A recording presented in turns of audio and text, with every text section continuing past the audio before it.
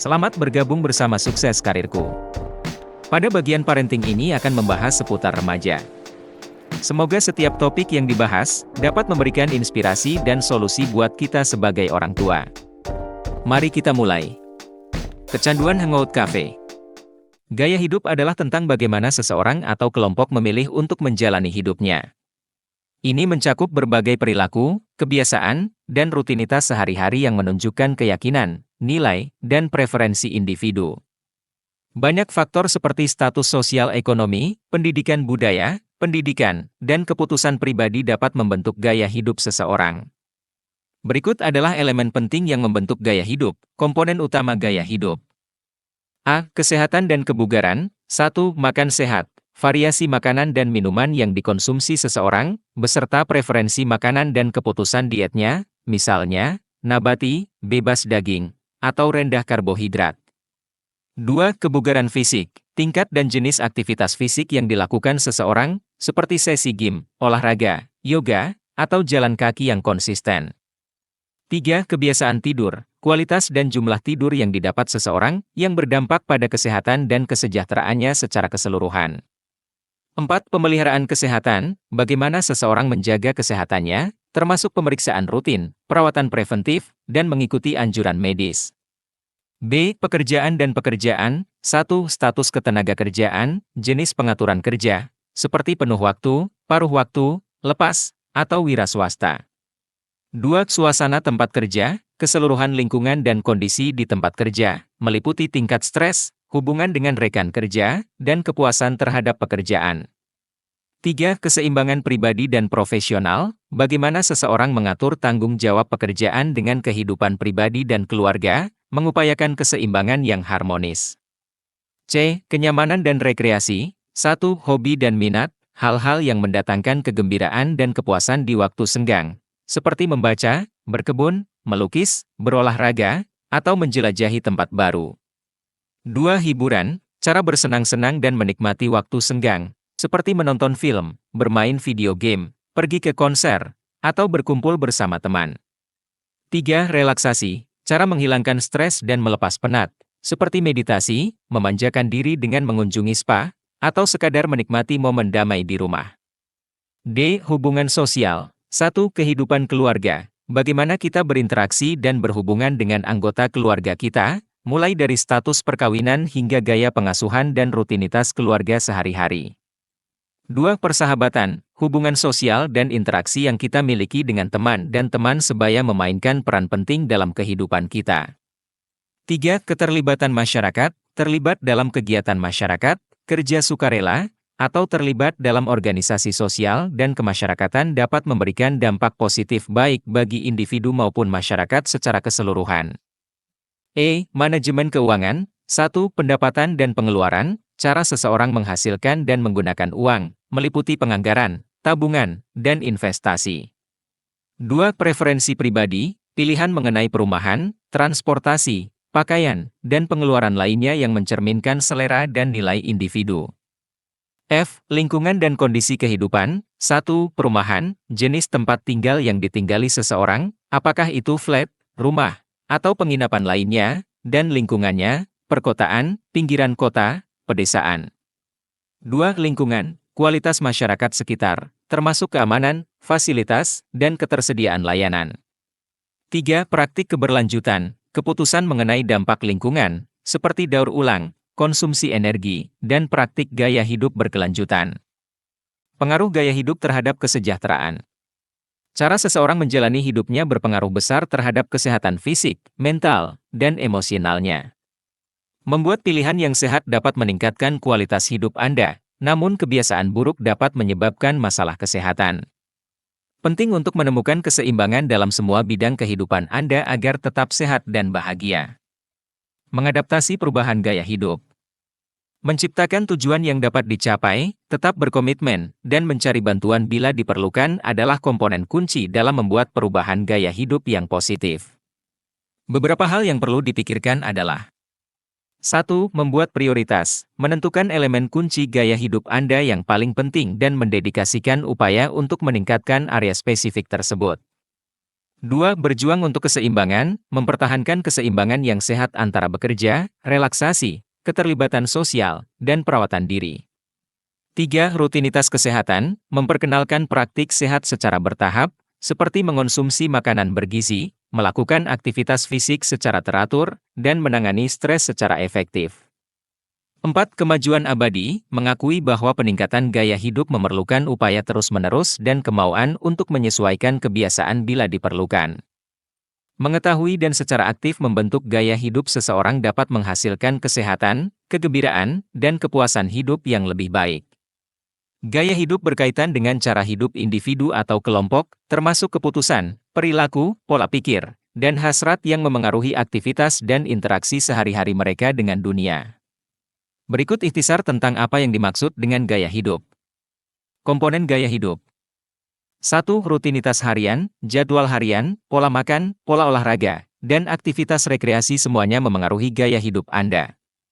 2. Karir dan pembelajaran, perjalanan profesional Anda, latar belakang pendidikan, dan cara Anda mengelola keseimbangan kehidupan kerja adalah komponen kunci gaya hidup Anda. 3. Hubungan sosial, kekuatan hubungan Anda dengan keluarga, teman, pasangan, dan rekan kerja membentuk kehidupan sosial dan kesejahteraan Anda secara keseluruhan. 4. Nilai-nilai pribadi, keyakinan mendasar, etika, dan perspektif hidup memengaruhi pilihan dan gaya hidup Anda. 5. Kesehatan finansial, penghasilan, perilaku belanja, dan tujuan finansial Anda semuanya memengaruhi gaya hidup yang Anda jalani dan keputusan yang Anda buat. 6. Status sosial ekonomi, warisan budaya, dan jaringan sosial Anda dapat memengaruhi pilihan gaya hidup yang tersedia bagi Anda. 7. Aktivitas rekreasi, hobi dan minat Anda berkontribusi signifikan terhadap gaya hidup dan rasa kepuasan Anda. Faktor yang mempengaruhi gaya hidup. 1. Anda memiliki kekuatan untuk membuat pilihan gaya hidup Anda sendiri, mulai dari kebiasaan yang Anda kembangkan hingga cara Anda menghabiskan waktu dan nilai-nilai apa yang Anda prioritaskan. 2. Latar belakang sosioekonomi, pola asuh keluarga, dan kelas sosial Anda dapat memengaruhi sumber daya, pendidikan, dan peluang yang tersedia bagi Anda, sehingga membentuk gaya hidup Anda. 3. Norma budaya dan tradisi komunitas Anda dapat membentuk nilai, keyakinan, dan perilaku Anda sehari-hari. 4. Lokasi Anda dapat memengaruhi gaya hidup Anda, mulai dari pilihan tempat tinggal dan transportasi hingga akses terhadap fasilitas dan laju kehidupan secara keseluruhan. Gaya hidup yang berbeda. Setiap orang memiliki gaya hidup unik yang paling cocok untuk mereka. Orang membuat pilihan berdasarkan apa yang cocok untuk mereka, kesukaan mereka, dan aspirasi mereka. Berikut beberapa ilustrasinya. 1. Menekankan kebiasaan sehat seperti nutrisi yang tepat, olahraga yang konsisten, dan istirahat yang cukup. 2. Menganut pendekatan hidup minimalis, yang bertujuan untuk mengurangi kekacauan dan menyederhanakan hidup dengan memiliki lebih sedikit harta benda dan mencari lebih sedikit pengalaman. 3. Berputar pada harta benda yang mahal, pengalaman yang memanjakan, dan penekanan yang kuat pada kekayaan materi. 4. Berfokus pada pengambilan pilihan berkelanjutan dalam transportasi, konsumsi, dan penggunaan energi untuk mengurangi dampak lingkungan. Ingatlah, gaya hidup Anda adalah petualangan yang berkelanjutan. Saat Anda dewasa dan berkembang, preferensi dan keputusan Anda mungkin berubah, membentuk gaya hidup Anda dengan cara yang segar. Apa pergi nongkrong ke kafe itu gaya hidup? Ya, nongkrong di kafe sudah menjadi bagian penting dari gaya hidup modern bagi banyak orang, terutama di perkotaan dan kalangan muda. Inilah mengapa kafe telah menjadi bagian integral dari gaya hidup masa kini. A. Sosialisasi dan jejaring. 1. Kafe adalah tempat yang bagus untuk berkumpul dengan teman, rekan kerja, atau bahkan berkencan dalam suasana santai yang sempurna untuk mengobrol. 2. Banyak profesional memilih kafe sebagai tempat yang nyaman untuk pertemuan santai atau menyelesaikan pekerjaan di luar kantor, sehingga menciptakan peluang untuk berjejaring. B. Kenyamanan dan relaksasi. 1. Kafe menciptakan suasana menenangkan dengan tempat duduk yang nyaman, musik lembut, dan terkadang tempat duduk di luar ruangan, memberikan pelanggan kesempatan untuk bersantai. 2. Menikmati minuman dan makanan. Banyak kafe yang menyajikan beragam minuman, kopi, teh, smoothies, dan makanan ringan atau makanan, sehingga menambah pengalaman bersantap yang menyenangkan. C. Pilihan budaya dan gaya hidup. 1. Menjelajahi budaya. Mengunjungi kafe dapat menawarkan pengalaman budaya yang unik, memungkinkan orang untuk menikmati berbagai rasa kopi atau membenamkan diri dalam budaya kafe lokal. 2. Preferensi pribadi. Bagi banyak orang, menghabiskan waktu di kafe lebih dari sekadar pilihan gaya hidup. Ini adalah cara untuk terhubung dengan orang lain, menikmati minuman lezat, dan menunjukkan dukungan terhadap bisnis komunitas. 3. Gaya hidup versus kebiasaan, frekuensi dan signifikansi. Bagi sebagian orang, kafe mungkin sering menjadi tempat nongkrong, membentuk rutinitas sosial, dan menjadi bagian penting dari gaya hidup mereka. Aktivitas alternatif. Bagi sebagian lainnya, kafe mungkin merupakan pilihan yang lebih bersifat sesekali, karena hobi dan aktivitas lain menjadi pusat gaya hidup mereka. D. Lingkungan kerja dan belajar. 1. Pekerjaan jarak jauh. Kafe menjadi ruang kerja yang populer bagi individu yang lebih menyukai pekerjaan jarak jauh, karena menawarkan akses Wi-Fi dan perubahan suasana dari lingkungan kantor tradisional. 2. Belajar. Banyak mahasiswa memilih belajar di kafe karena suasananya damai dan inspiratif, bebas dari gangguan rumah atau kampus. E. Pertunangan komunitas. 1. Kafe adalah tempat populer di mana penduduk setempat berkumpul untuk mengobrol, berbagi berita, dan berpartisipasi dalam acara komunitas. 2. Dengan mengunjungi kafe, Anda tidak hanya membantu perekonomian lokal tetapi juga mempererat tali silaturahmi dengan masyarakat. F. Bukan fitur yang mendefinisikan. 1. Cakupan terbatas. Meskipun kafe merupakan tempat berkumpul yang populer, kafe hanyalah salah satu pilihan untuk menghabiskan waktu luang. Orang memiliki banyak cara lain untuk bersosialisasi dan bersantai. 2. Pertimbangan finansial. Jalan-jalan ke kafe secara rutin bisa jadi mahal, terutama bagi pelajar atau mereka yang memiliki anggaran terbatas. G. Tren dan popularitas. 1. Budaya kedai kopi. Budaya kedai kopi telah berkembang di seluruh dunia, memengaruhi desain interior, pilihan menu, dan hubungan sosial. 2. Dampak media sosial. Kedai kopi sering muncul di postingan media sosial, sehingga meningkatkan daya tariknya dan menarik audiens yang lebih muda. Kafe telah bertransformasi menjadi ruang multifungsi di mana masyarakat dapat bersosialisasi, bekerja, atau bersantai, dibandingkan sekadar menjadi tempat makan dan minum.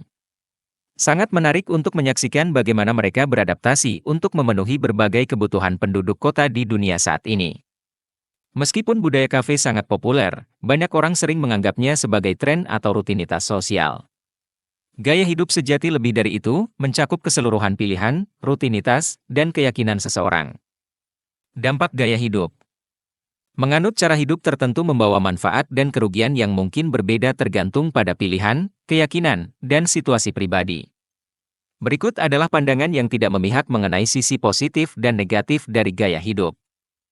Kelebihan gaya hidup.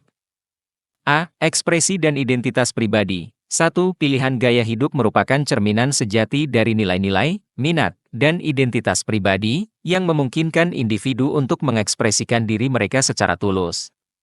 2. Misalnya, memilih gaya hidup minimalis yang mengedepankan kesederhanaan dan keberlanjutan. B. Kesehatan dan kesejahteraan. 1. Menerapkan gaya hidup menyeluruh yang mencakup makanan bergizi, aktivitas fisik yang konsisten, dan istirahat yang cukup dapat menghasilkan kesejahteraan fisik dan mental yang lebih baik secara keseluruhan. 2. Misalnya, mengikuti pola makan Mediterania karena dampak positifnya terhadap kesehatan. C. Koneksi sosial. 1. Keputusan gaya hidup dapat membantu meningkatkan hubungan sosial dan membangun hubungan yang lebih kuat dengan teman, keluarga, dan komunitas. 2. Misalnya, mengikuti acara lokal atau menjadi anggota klub yang sesuai dengan minat Anda. D. Keseimbangan kehidupan kerja. 1. Pro. Menjaga keseimbangan kehidupan kerja yang sehat adalah kunci untuk meningkatkan kebahagiaan secara keseluruhan dan meminimalkan stres. 2. Contoh. Memilih jadwal kerja yang dapat disesuaikan untuk menikmati waktu berkualitas bersama orang tersayang. D. Pertumbuhan dan perkembangan pribadi. 1. Terlibat dalam hobi, memperoleh keterampilan baru, atau mengikuti minat berkontribusi terhadap pengembangan dan kepuasan pribadi. 2. Misalnya saja menjadikan lukisan sebagai salah satu bentuk ekspresi kreatif. E. Pertumbuhan dan perkembangan pribadi. 1. Terlibat dalam hobi, memperoleh keterampilan baru, atau mengikuti minat berkontribusi terhadap pengembangan dan kepuasan pribadi. 2. Misalnya saja menjadikan lukisan sebagai salah satu bentuk ekspresi kreatif. F. Tanggung jawab lingkungan. 1. Menerapkan kebiasaan ramah lingkungan membantu mendukung keberlanjutan dan melindungi lingkungan. 2. Misalnya, memilih barang yang dapat digunakan kembali dapat membantu meminimalkan limbah. Dampak negatif dari gaya hidup. A. Dampak keuangan. 1. Kontra. Mempertahankan gaya hidup tertentu bisa jadi mahal dan membebani keuangan Anda. 2. Contoh, hobi mahal atau sering bepergian dapat menyebabkan tekanan finansial. B. Tekanan dan harapan sosial. 1. Beberapa gaya hidup mungkin melibatkan tekanan atau ekspektasi sosial yang tidak sejalan dengan nilai atau preferensi pribadi. 2. Misalnya merasakan tekanan untuk mengikuti tren atau norma masyarakat. C. Resiko kesehatan. 1. Kontra. Membuat pilihan gaya hidup yang tidak sehat seperti pola makan yang buruk, tidak aktif, atau menyalahgunakan zat dapat mengakibatkan masalah kesehatan. 2. Contoh, menempatkan diri pada risiko obesitas atau penyakit jantung karena pola makan yang tidak baik. D. Waktu dan komitmen. 1. Kekurangan, gaya hidup tertentu mungkin menuntut banyak waktu, yang dapat berdampak pada pekerjaan, hubungan, atau waktu pribadi seseorang. 2. Misalnya, menyatukan aspirasi karir yang ambisius dengan hobi dan aktivitas pribadi. E. Dampak lingkungan. 1. Kontra. Beberapa gaya hidup dapat merusak lingkungan karena menggunakan terlalu banyak sumber daya atau tidak berkelanjutan. 2. Contoh, menambah polusi dengan sering bepergian atau boros. F. Isolasi atau konflik sosial. 1. Kontra. Menerapkan gaya hidup yang unik atau tidak konvensional dapat mengakibatkan perasaan terputus atau bertentangan dengan ekspektasi masyarakat tradisional. 2. Contoh, mengatasi ketidaksetujuan atau kurangnya pemahaman terhadap keputusan non-tradisional. Menjalani gaya hidup yang memuaskan adalah tentang pilihan yang kita buat setiap hari. Pilihan-pilihan ini memengaruhi cara kita menjalani hidup, berhubungan dengan orang lain, dan memandang dunia. Meskipun gaya hidup kita dapat memberi kita kegembiraan, membantu kita mengekspresikan diri, dan memperkuat hubungan kita, penting untuk menyadari potensi tantangan seperti tekanan finansial, masalah kesehatan, atau ekspektasi masyarakat. Mencapai keseimbangan yang mencerminkan nilai-nilai kita, mendukung kesejahteraan kita, dan menghormati sudut pandang yang berbeda sangatlah penting untuk kehidupan yang memuaskan. Ingat, gaya hidup Anda adalah perjalanan yang berkesinambungan. Tidak ada pendekatan yang bisa diterapkan untuk semua orang. Yang paling penting adalah menemukan gaya hidup yang memberi Anda kebahagiaan, kesehatan, dan kepuasan. Apa yang harus orang tua lakukan pada remaja yang kecanduan hangout cafe? Jika orang tua melihat anak-anak mereka menghabiskan terlalu banyak waktu di kafe, wajar jika mereka khawatir tentang prioritas dan kesejahteraan mereka. Mengatasi hal ini berarti mencari tahu alasan mereka melakukan hal tersebut dan membantu mereka mengembangkan kebiasaan yang lebih baik. Berikut beberapa hal yang dapat dilakukan orang tua. A. Komunikasi dan pemahaman terbuka. 1. Mulailah percakapan, libatkan anak Anda dengan rasa ingin tahu dan pikiran terbuka alih-alih menghakimi. Tanyakan alasan mereka sering pergi ke kafe dan dengarkan secara aktif apa yang mereka katakan. 2. Validasi emosi. Kenali kebutuhan mereka untuk bersosialisasi, bersantai, atau mencari perubahan pemandangan yang ditawarkan kafe. 3. Atasi kekhawatiran. Diskusikan kekhawatiran Anda tentang waktu dan uang yang dihabiskan di kafe. Tekankan bahwa Anda ingin membantu mereka tetap sehat dan bahagia. 4. Waktu ikatan. Dedikasikan waktu berkualitas untuk menjalin ikatan dengan anak remaja Anda jauh dari kafe. Rencanakan aktivitas yang Anda berdua sukai, seperti menonton film, berjalan-jalan, atau makan bersama. 5. Kepercayaan dan komunikasi. Tunjukkan kepercayaan Anda kepada mereka dengan memberikan kebebasan sambil menetapkan harapan yang jelas. Membangun komunikasi terbuka menumbuhkan kepercayaan dan memungkinkan diskusi konstruktif tentang kunjungan kafe. B. Tetapkan harapan dan batasan yang jelas. 1. Tetapkan batasan. Bicarakan batasan yang adil tentang seberapa sering dan berapa lama sebaiknya kunjungan ke kafe, dengan mempertimbangkan tugas sekolah, pekerjaan rumah, dan waktu bersama keluarga. 2. Tetapkan pedoman. Bekerja sama untuk membuat pedoman tentang berapa banyak uang yang dapat dibelanjakan di kafe, seperti menetapkan anggaran atau membagi biaya jika memungkinkan.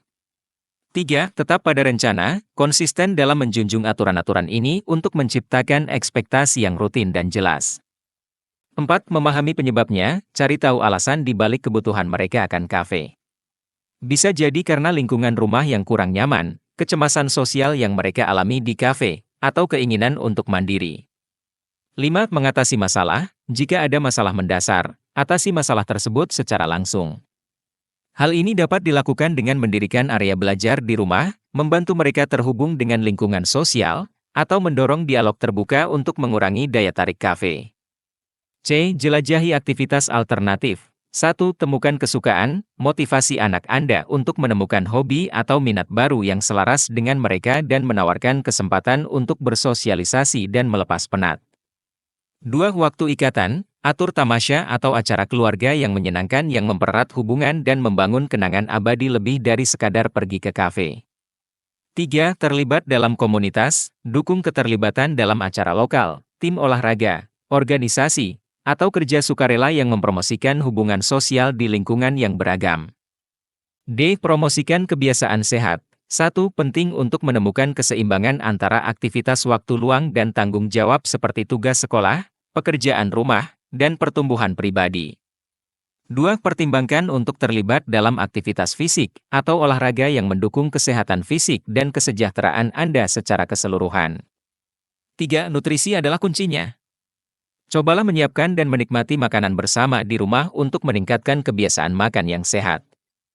4. Daripada melakukan perubahan drastis, lakukan perubahan bertahap menuju kebiasaan dan aktivitas yang lebih sehat demi keberlanjutan jangka panjang. Pantau dan dukungan. 1. Tetap terlibat. Selalu ikuti perkembangan aktivitas dan lingkaran sosial anak Anda, tunjukkan dukungan dan keterlibatan aktif Anda dalam kehidupan mereka. 2. Berikan nasihat. Bantu anak Anda mengatur waktu mereka, menetapkan tujuan, dan membuat pilihan bijak dalam hal rekreasi. 3. Konsultasikan dengan spesialis jika diperlukan. Jika perilaku anak Anda menunjukkan masalah yang lebih dalam seperti isolasi, kesedihan, atau ketergantungan, pertimbangkan untuk menghubungi konselor atau terapis yang berspesialisasi dalam perilaku remaja.